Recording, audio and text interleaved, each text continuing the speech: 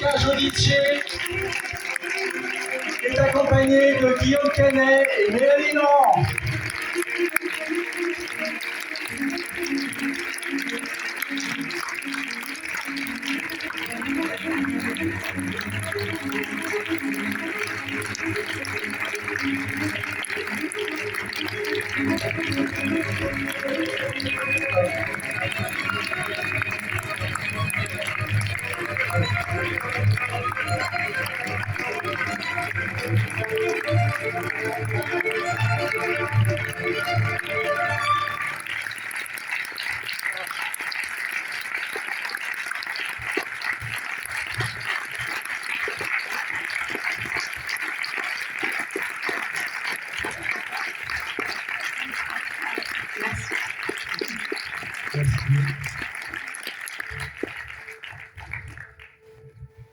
C'est dur de trouver les premiers mots après un film comme ça. On n'en voit pas souvent, c'est très rare.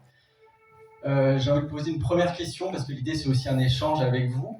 Comment vous est venue l'idée, l'envie de parler des derniers moments de Louis XVI et de Marie-Antoinette? Alors, donc, bonsoir.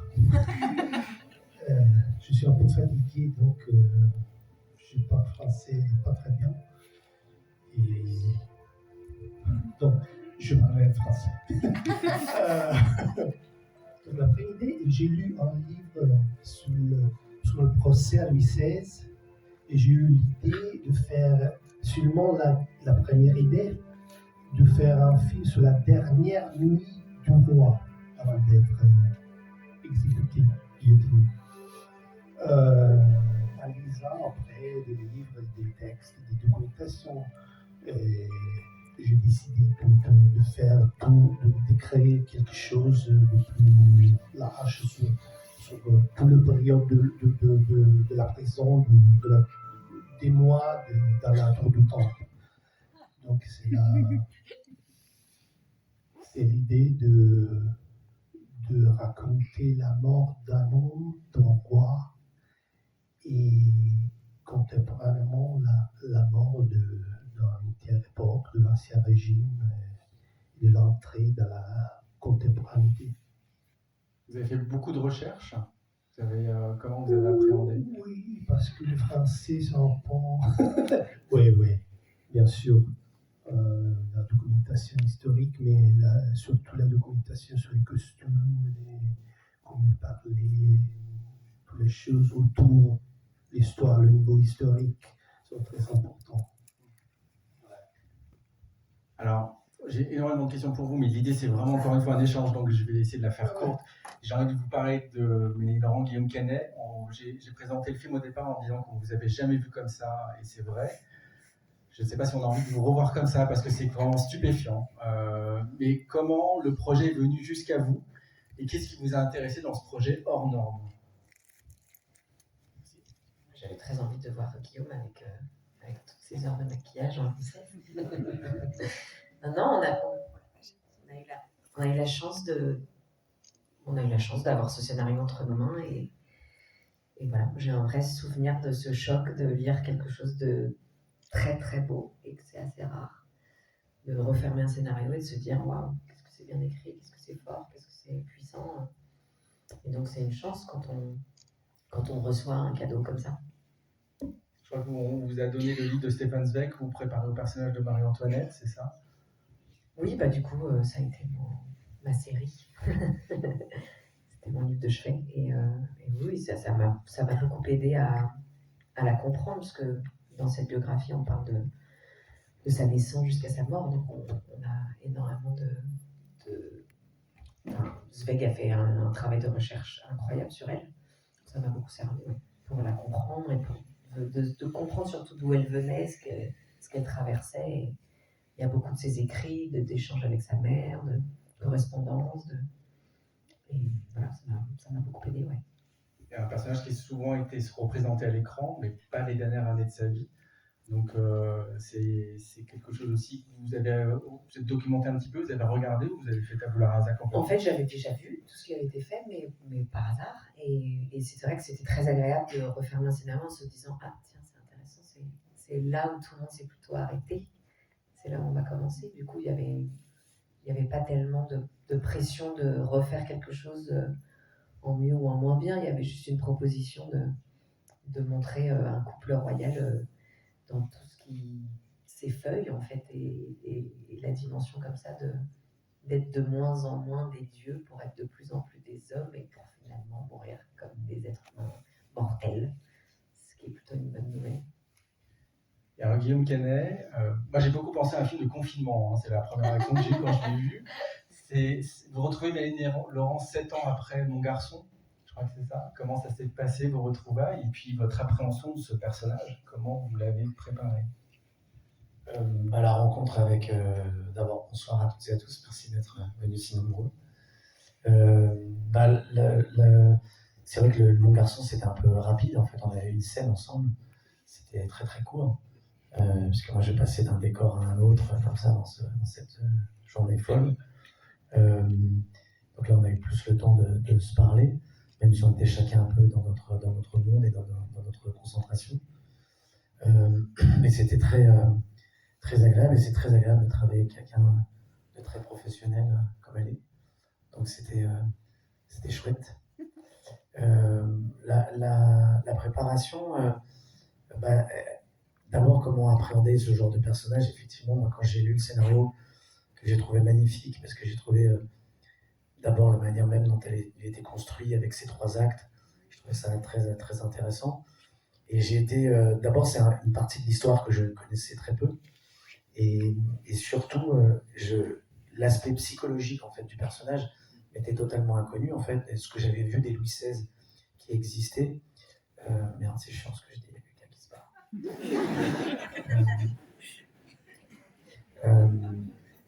Donc je vais essayer d'employer. Tu l'as fait peur, reste. Vous allez voir, je vais essayer de trouver un truc un peu plus intéressant. Donc il y a l'aspect psychologique en fait du personnage. Je l'avais jamais vu dans aucun des Louis XVI que j'avais vu au cinéma. Donc je me suis renseigné avec des historiens, non pas que je mettais en doute les historiens qui avaient travaillé avec Gianluca, mais j'avais besoin d'en savoir un peu plus.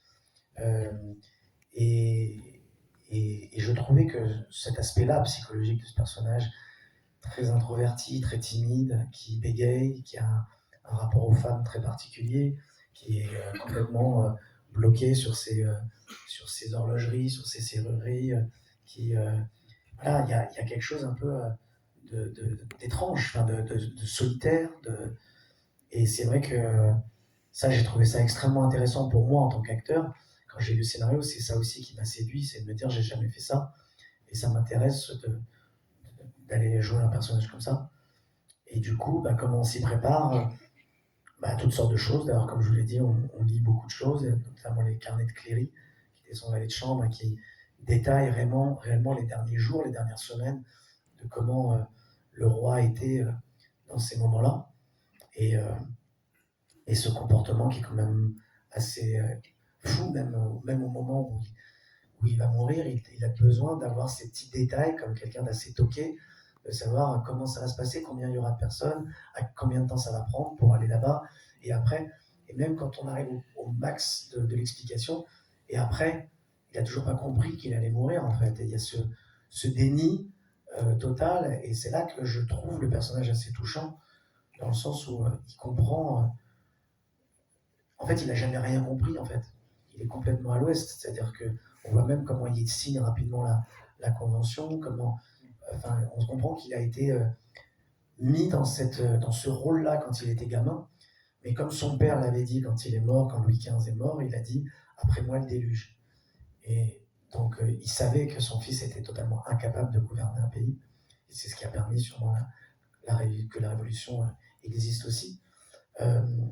Mais donc, dans la préparation, ça a été d'abord de travailler, de rencontrer un psychologue avec qui j'ai travaillé, un neurologue, donc un historien.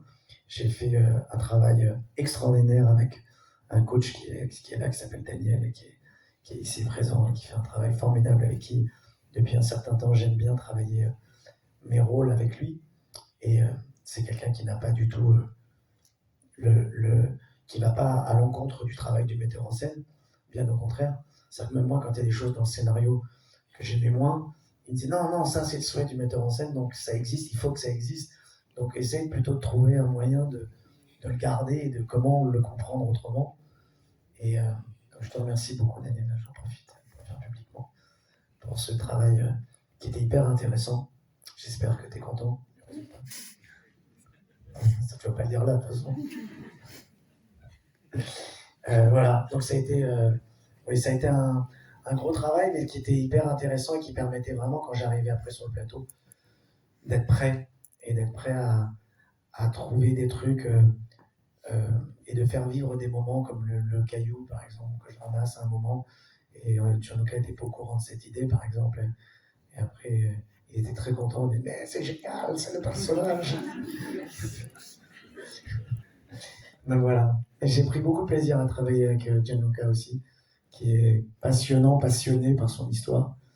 Et c'est d'ailleurs assez étrange qu'il y ait autant de metteurs en scène étrangers qui se collent à l'histoire de France, en fait. Alors, avant de prendre une première question dans le public, j'avais une question pour vous, parce que vraiment ça me tient à cœur.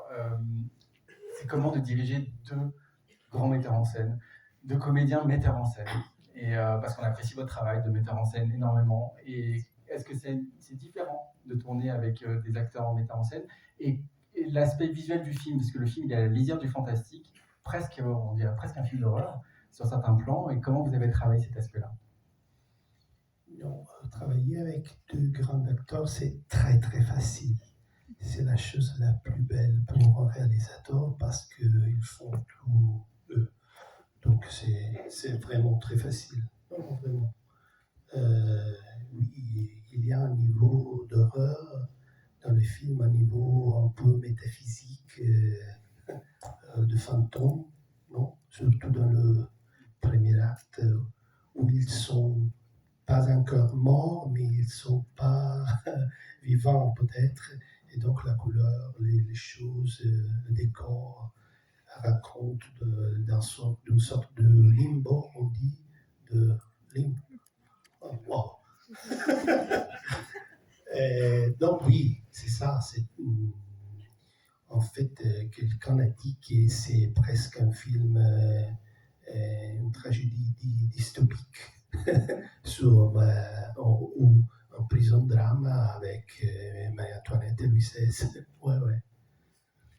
Alors, on va prendre une première question dans la salle. Il suffit de lever le bras. Alors, il y a un micro qui va venir à vous de ce côté-là. Moi, j'ai l'autre micro, donc je prends la deuxième allée. N'hésitez pas. Ouais, c'est une question de monsieur. Bonsoir, monsieur. Bonsoir, j'ai deux questions. La première question, je voudrais savoir comment s'est faite la rencontre avec Guillaume Canet et Mélanie Laurent. Comment s'est passée la rencontre avec Guillaume Canet? Oui, et Mélanie Laurent. Alors, on nous a demandé aujourd'hui depuis quand on se connaissait. Et on a dit quoi? Depuis longtemps. Je sais pas, je m'en fous de ce que tu dis. Ça fait des années qu'on se croise et qu'on a plein d'amis communs. On a effectivement fait le film de Carillon ensemble et là, c'était nous. Alors, On a fait un court-métrage aussi. Ah oui. Ça s'appelait Voyage d'affaires. Mais on n'était pas dans les mêmes scènes. Non, on se parle au téléphone. Voilà. Oui, c'est vrai. On est dans des cachots différents, on est au téléphone. Alors, Question. Mais en fait, avec Gianluca, on s'est rencontrés à Paris. Il est venu à Paris. Moi, au départ, je me suis demandé si ça pouvait pas un peu la coproduction. Et si c'était pas, il voulait juste trouver un acteur français. Parce que je me suis dit, mais. Puis après, j'ai eu l'impression qu'il avait vraiment envie de travailler avec moi. Et ça m'a fait plaisir. Et c'est le cas ou pas? Oui. Je viens de faire une énorme gaffe. Non, voilà, on s'est rencontrés à ce moment-là et j'ai vraiment été vraiment séduit par la manière dont il me racontait cette histoire et comment il voulait la tourner et comment il l'a pensée et comment il était touché par cette envie non pas de faire un film royaliste, loin de là, c'était par contre de s'intéresser à un aspect de ce moment-là, en fait, de cette histoire, qu'on n'a pas beaucoup vu, en fait. Et c'est ce déclin, justement, de ces personnes qui se sont crues être des dieux, et qui ont juste réalisé qu'ils étaient juste des hommes. Bonsoir, merci, c'était un film super. Je voulais juste savoir qu'est-ce que ça fait de jouer dans un film d'époque? C'est assez, moi, pour ma part, c'est assez magique. Il y a vraiment un truc, on a vraiment l'impression de faire du cinéma. Non pas que quand on fait un film contemporain, on ne fait pas du cinéma, mais il y a un truc un peu magique le soir quand on tourne de nuit et qu'on est dans des très beaux décors, comme c'était le cas là. Il y avait un chef-op qui était vraiment un génie de la lumière, et il y avait ces décors éclairés avec tous les costumes, avec les figurants en costume et tout ça. On a vraiment l'impression de faire un film de cinéma. Et ça m'a renvoyé à un souvenir d'un film qui se tournait à côté de chez moi, en fait, à Gambé, où ma sœur, qui est là d'ailleurs, Sophie, faisait de la figuration. Et je crois que c'était la même époque d'ailleurs, non? Ouais. Et qui était en bas de... C'est moi que tu vas parler. Hein. Et je me rappelle de mon souvenir de gamin, de voir tous les gens en costume, comme ça, et d'avoir vraiment de voir un plateau de cinéma. Je trouvais ça magique. Donc à chaque fois que je fais un film en costume, je pense que ça me renvoie à cette sensation en fait. Merci pour la réponse. J'ai bon. Alors, on va prendre d'autres questions. Bonsoir. Bonsoir. C'est vrai qu'on est encore un peu sous le choc parce que le film est tellement chargé de beaucoup de choses et beaucoup d'émotions. Moi, j'étais quand même aussi frappée par votre transformation physique, le visage, comment vous avez travaillé avec la personne qui a fait cette prothèse, je ne sais pas comment ça s'est fait, parce que c'est... Il n'y a pas de... Moi, j'ai mangé beaucoup de raclette. Parce que les émotions passent quand même, malgré... Ouais. Non, c'était vraiment mon inquiétude quand on a fait les essais maquillage. Je pense que d'ailleurs, Jean-Luc a dû avoir peur parce qu'il a dû se dire oh là là, c'est un casse-couille. Parce que j'étais vraiment en panique quand j'ai vu le maquillage la première fois. J'étais vraiment en panique parce qu'il était. Oui, il était déjà un peu gros, déjà. C'était des prothèses qui étaient beaucoup plus grosses que ça. Et je trouvais que ça faisait très Mrs. Doubtfire, quoi. Je trouvais qu'il y avait un truc. Et j'avais peur que, effectivement, les émotions ne passent plus, que les expressions ne passent plus. Et en fait, après, on a refait d'autres essais avec ceux qu'on voit dans le film, avec des prothèses plus petites. Et en fait, je me suis rendu compte, surtout avec le temps, d'ailleurs, je crois que j'avais appelé Daniel aussi pour t'avoir ton sentiment là-dessus, mais je me suis rendu compte, après, avec le recul, que en même temps, ça a apporté quelque chose d'assez figé, inexpressif, quoi, qui était assez intéressant par rapport à ce roi qui n'a pas beaucoup d'émotions et qui est en sidération aussi par rapport à cette situation. Et je trouvais que ça apportait quelque chose d'assez intéressant. Et en voyant le film, j'étais assez surpris de voir qu'il y avait quand même pas mal d'émotions qui passaient dans les yeux. Et que voilà, je me suis dit, bon, ben, c'est pas mal déjà d'avoir des yeux libres. Et que, heureusement, on n'a pas mis de lentilles, parce que ça aurait été le symbole. Mais non, ce qui a été contraignant, c'était les 4 heures de maquillage tous les matins, parce que ça me faisait me lever parfois à 3 heures du mat, parce qu'il y avait le temps d'aller au studio, et puis tout le maquillage avant de commencer à tourner. Donc c'était contraignant tous les matins, 4 heures de maquillage. Et moi qui ne suis pas quelqu'un de patient, ça a été très très dur, et j'avais 2 maquilleuses italiennes qui ont fait un travail extraordinaire, mais qui étaient extrêmement bavardes. Et moi j'étais sur un fauteuil comme ça, et j'en avais une là, et une là. Et comme vous le savez, les Italiens parlent fort, et j'ai découvert le bonheur des AirPods, avec le son, comment ça s'appelle déjà, réduction du bruit. Et là c'est Mehdi qui m'a dit mais tiens, essaye ça. Et là d'un coup ça fait... Et là, je l'ai regardé et je les voyais parler. Et là, ça a changé ma vie. Et j'ai pu le matin fermer les yeux et me concentrer, écouter des podcasts sur sur la famille royale et sur tout ça. Et ça a changé ma vie. Alors, d'autres questions, il y a plein de bras qui se lèvent, on vient à vous.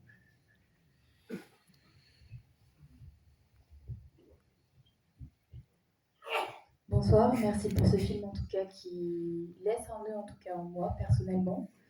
Il y a eu quelque chose de très fort je pense qui nous resserre tous quelque chose.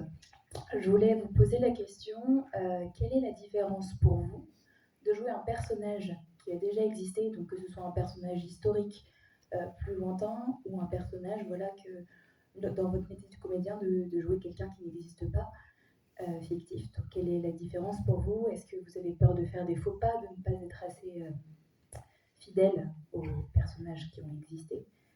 Quelle est la différence pour vous? Merci. Alors, tu veux commencer? Non, tu veux pas? Tu vas nous réveiller.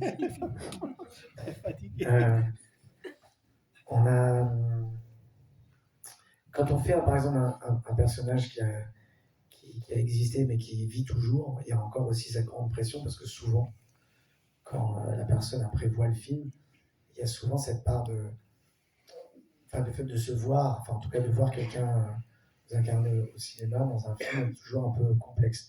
Et je le sais d'expérience qu'à chaque fois les gens sont toujours un peu déçus ou un peu agacés par certaines choses, qui disent oui mais ça c'est pas vrai, c'est pas ça arrive. Bon là on n'a pas eu de problème avec le Louis XVI. Mais donc il y a toujours une pression quand même de vouloir être dans une véracité, de vouloir être le plus réaliste possible et surtout respectueux aussi.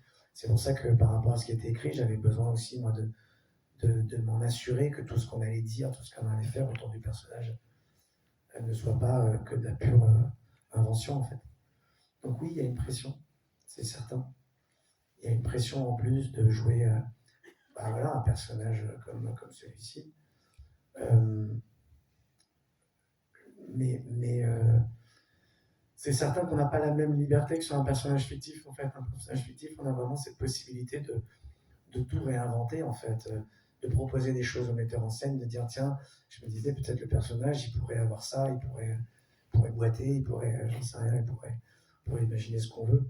Donc il y a une grande liberté dans la manière même de parler, de la voix, de tout ce qu'on a envie d'y apporter en fait à ce personnage.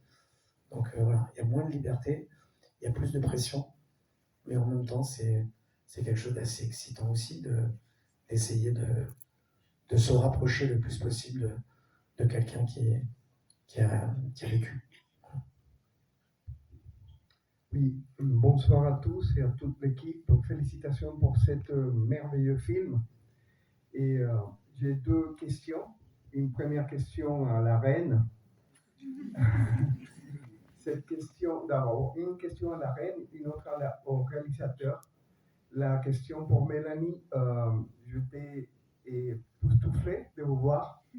Mais surtout, je ne sais pas si vous vous rendez compte que vous changez l'image qu'on a sur Marie-Antoinette. J'ai beaucoup lu sur Marie-Antoinette et ce que je vois dans le film correspond à une reine mature, à une reine que je n'avais jamais vue et que j'avais une image d'elle très banale. Donc, bravo.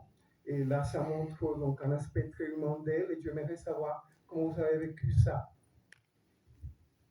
Merci. Mais ça, c'est un metteur en scène. Il avait écrit le rôle comme ça et puis tu l'aimais beaucoup, Marie-Antoinette. Il y avait une vraie envie de les rendre fragiles. En fait, n'importe quel personnage complexe qui est un être humain qui se retrouve face à la mort et qui n'est pas responsable de tout ce qui s'est passé dans l'histoire devient troublant d'humanité. Et j'avais une grande partition partout en fait à jouer avec le rapport avec ses enfants. Et puis on la voit perdre sa meilleure amie qui est quand même qui a été massacrée. Il y a beaucoup de choses qu'elle a vécues de terribles et l'histoire a retenu d'autres choses. Et puis c'était un personnage, c'était une femme déjà, c'était une étrangère aussi, qui était très très très détestée par ce pays. Et et qui a, comme toutes les femmes un peu puissantes, suscité beaucoup de jalousie et beaucoup d'incompréhension et beaucoup de malentendus. C'est quand même des personnages qui étaient symboliques de quelque chose qui fallait disparaître. Donc, il a fallu cette révolution, évidemment, parce que le peuple vivait comme des chiens. Mais est-ce que Louis XVI et Marie-Antoinette étaient responsables de tout ça? Je ne crois pas. Je crois que le film, en tout cas, répare ça. C'est-à-dire que c'est beaucoup plus complexe. À aucun moment, on parle de personnages cruels et sadiques. C'est des gens qui ne savaient absolument pas prendre le pouvoir et qui n'en avaient même pas envie, en fait. Et ce qui est peut-être bouleversant, c'est ça. C'est pourquoi c'était eux et on les a choisis, ils avaient demandé pas grand-chose, en fait. Donc je pense que ça, c'est... Enfin, je pense pas d'ailleurs, j'en suis sûre, c'est un metteur en scène qui décide de montrer cette partie-là des personnages. Et du coup, j'ai adoré la jouer parce que toute cette fragilité-là, c'était sa grande force. Donc tant mieux si ça vous a touché. Une question pour la... Merci beaucoup, Mélanie. Et pour Gianluca, le choix des locations, s'il vous plaît, sont magnifiques. Comment vous avez choisi ça?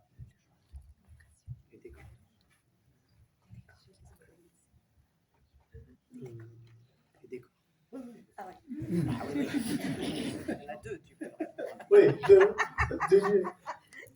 le premier acte est à Turin, la Reggia di Venaria, parce que nous l'avons reconstruit l'imaginaire, on dit l'imaginaire du XVIIIe siècle. Donc, et après, le deuxième et le troisième acte sont les cellules reconstruites à Rome, dans le studio, parce que la tour du temple il n'existe plus. Et donc, oui, c'est un monolocation, un film est quasiment monolocation.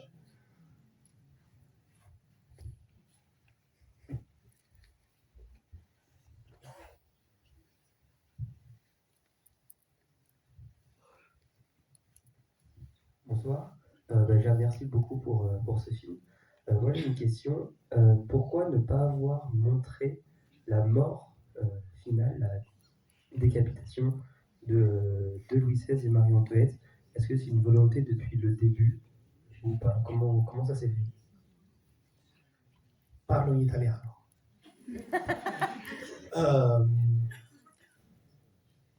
Perché facendo quella piano sequenza del dialogo tra il boia e il re, dove si racconta dettagliatamente tutta la meccanica e il protocollo della ghigliottina, ho contravvenuto a una legge basilare del cinema che dice che quello che può essere mostrato deve essere mostrato e non raccontato. Alors, c'était un choix que j'ai fait au moment où, par exemple, j'ai tourné la scène, le plan séquence où il y a la scène où le roi Louis XVI avec son bourreau. J'ai beaucoup aimé, en fait, même contrevenir à une règle du cinéma dans laquelle, normalement, il faut tout montrer. Dans cette scène, je ne montre pas, mais je préfère racconter. E ho trovato molto più tragico evocare con le parole e con i dettagli l'esecuzione che mostrare meccanicamente un'immagine molto vista e che mi sarebbe sembrata molto meno tragica e potente. Je trouvais cela... Je trouvais cela plus tragique. Paradoxalement, j'ai trouvé plus tragique de tourner de cette façon plutôt que de montrer une image déjà vue plusieurs fois et de m'acharner sur cette image-là. Et je trouvais plutôt plus tragique le fait de l'évoquer en parlant. Merci.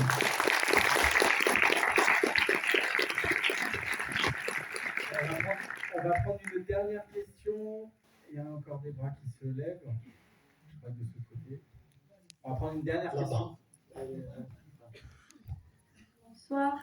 Très touchée par le côté très humain qui ressort de ce film. La royauté est un petit peu en filigrane, je trouve, par rapport à tout le côté humain et humanitaire. Une petite question pour la reine. Marie-Antoinette était autrichienne et je m'attendais peut-être à un léger accent. Jamais. Jamais. Mais c'est parce que vous ne savez pas à quel point je suis nulle en accent aussi. Donc, en fait, il ne m'a même pas demandé et j'avoue que j'étais très soulagée. Mais il avait venu à Paris à 13 ans. Oui, mais on n'en avait plus. On a retrouvé des Il enregistrements. parlait déjà on avait- 13, et là, il en avait 64. Donc, ça fait quand même 64 ans, à la fin, c'est ça? Et ensuite, il y a eu un petit passage où vous avez évoqué le conte, un amoureux, et puis c'est tout. Et moi, ça m'a titillé. Mais parce qu'on va faire le 2, hein. Elle aura fait un an cachot, hein. Pourquoi il y a eu juste un mot? Pourquoi ça n'a pas été un tout petit peu creusé, ça? Pourquoi? Parce que je refusais qu'on expose à quel point j'étais le roi de la forêt. Oui, c'est ça. Je trouvais pas ça très respectueux pour mon personnage. J'ai exigé qu'on coupe ces séquences. Ça aurait pu être intéressant d'amener un petit côté de la reine qui pense aussi à quelqu'un d'autre, qui a aussi quelqu'un d'autre dans sa tête, et peut-être que ça lui aurait donné une dimension, bien que vous ayez été très courageuse dans ce film, mais peut-être une dimension de sacrifice encore plus grand.